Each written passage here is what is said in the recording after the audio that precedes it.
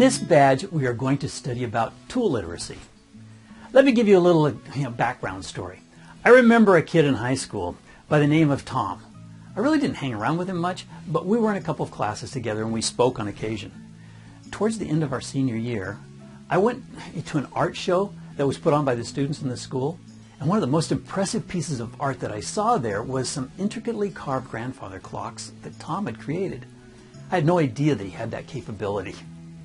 Later in talking to him about this, he commented that you just have to learn to use the right tools at the right time.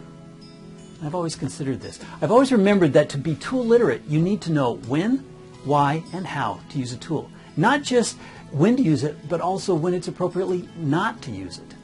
For those of us in education, both teachers and learners, there are a number of tools that are now available to us, and that number grows daily. Many of these tools, when used appropriately, will help us to have a greater impact.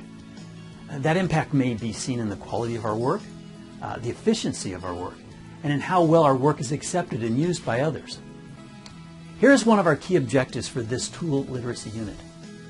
Note that it focuses on being able to demonstrate how to use a variety of technologies that will impact your teaching and learning. Look at these key questions that are immediately generated from this objective. What types of technology tools are needed by teachers of the 21st century?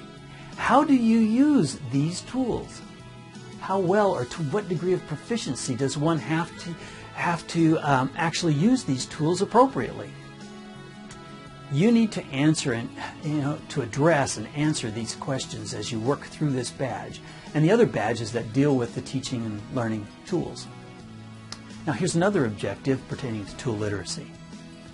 You're going to find that every learning situation is different. Different content, a different set of learners, different context. A key skill is being able to know which tool to use and how it should be integrated. Many of our badges dealing with learning new tools will require you to work directly with lesson plans. The desire in that regard is to help you learn how to select and integrate tools appropriately.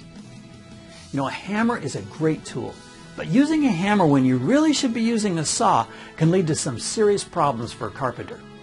And likewise, a word processor is a wonderful tool for a teacher, but using it when a calculator is needed can hinder instead of facilitate the learning that should be occurring.